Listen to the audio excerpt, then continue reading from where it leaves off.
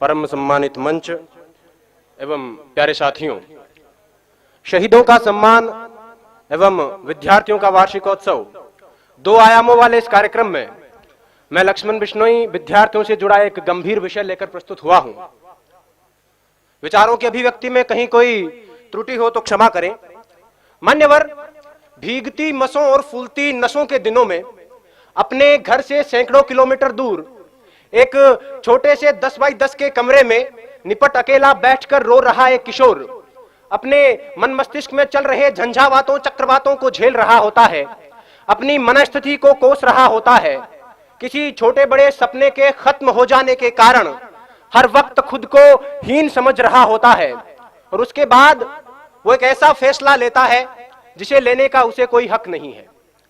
मान्यवर, वो एक खत लिखकर छोड़ता है, फिर इस दुनिया को छोड़ देता है। वो अपने आखिरी खत में लिखता है कि मेरे पास दूसरा कोई विकल्प नहीं बचा था, यही एकमात्र समाधान है, मैं आत्महत्या कर रहा हूं, मुझे माफ करना।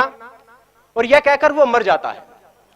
मेरा आज का विषय उस आखिरी खत का जवाब है कि आत्महत्या कोई समाधान नहीं है।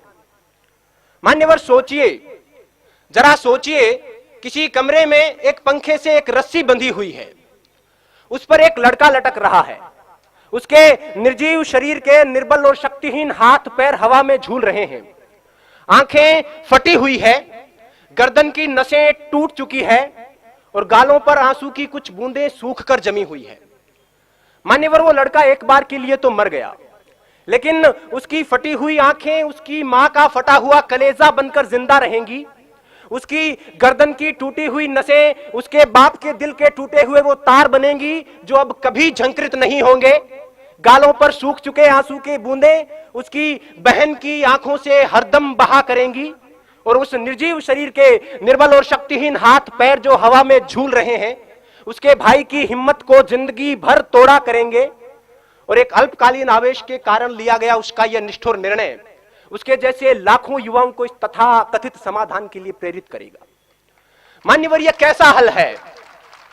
यह कैसा हल है जिसमें अपनों का बर्बाद होता हुआ कल है। खुदकुशी करने वाला इंसान खुद तो एक बार मर जाता है, लेकिन उसके यार दोस्त, उसके घर परिवार के लोग, उसके रिश्ते नाते के लोग बार बार मरा करते हैं। वो हर वक्त खुद को अपराधी समझते हैं और इस संतरास के कारण वो जीते जी मरे हुए के समान होते हैं।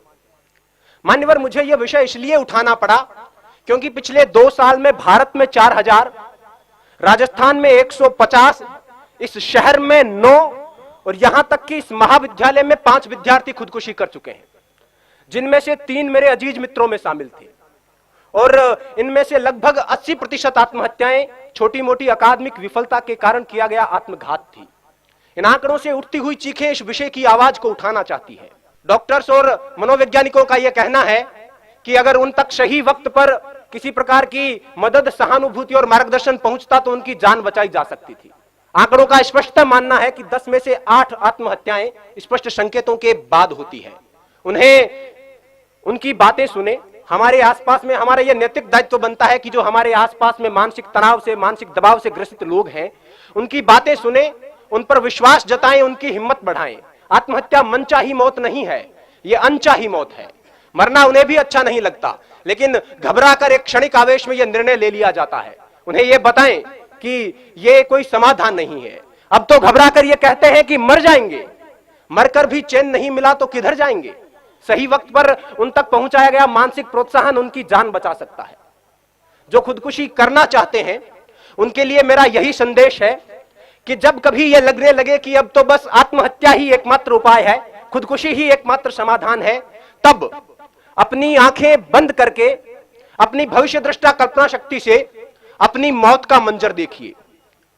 अगर सफेद कफन ओढ़कर जमीन पर पड़ी अपनी लाश के पास शुद्ध बुद्ध खोकर बेहोश हो चुके अपने मां बाप, रोती कलपती बहनें और दहाड़े मारकर चीखता भाई नजर आ जाता है तो उनके होठों के तबस्सुम को अपने जीने का बहाना बना लेना।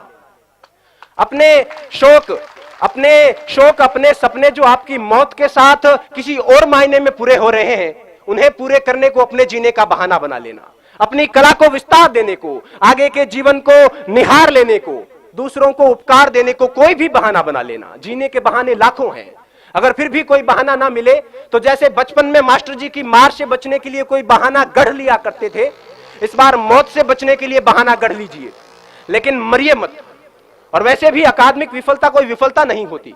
विश्व नायक माने जाने वाले लोग कभी अपने अकादमिक क्षेत्र में सफल नहीं हो पाए थे। जिंदगी यहीं तक नहीं है, सफलता का पैमाना सिर्फ यही नहीं है। Mahatma Gandhi, Gurudev Rabindranath Tagore, Thomas Alva Edison, Newton, Steven Spielberg, Mark Zuckerberg, Sachin Tendulkar, Bill Gates अपनी स्कूल कॉलेज की परीक्षाओं में कभी सफल नहीं रहे थे, लेकिन जीवन में अपने अपने क्षेत्र में उत्कर्ष तक पहुंचे, पराकाष्ठाओं तक पहुंचे। अतः छोटी मोटी विफलताओं को दिल से न लगाएं, छोटे मोटे सपनों के पीछे जीवन बर्बाद न करें। गोपाल दास नीरज जी की पंक्तियां हैं कि छिप छिप अश्रु बहाने वालों, छिप छिप अश्रु बहाने वालों, मोती व्यर्थ लुटाने वालों, कुछ सपनों के मर जाने से जीवन नहीं मरा करता है। सपना क्या है? सपना क्या है? नयन सेज पर सोया हुआ आंख का पानी, और उसका टूटना जूं जागे कच्ची नींद जवानी, गीली उम्र बनाने वालों, डूबे बिना नहाने वालों, कुछ पानी के बह जाने से सावन नहीं मरा करता है, चंद खिलौने खो जाने से बचपन नहीं मरा करता है, कुछ दीपों के बुझ जाने से आंगन नहीं मरा करता है, कुछ मुखड़ों की नाराजी से दर्पण नहीं मरा करता है, कुछ सपनों के मर जाने से जीवन नहीं मरा करता है। जय हिंद, जय भारत, वंदे मातरम।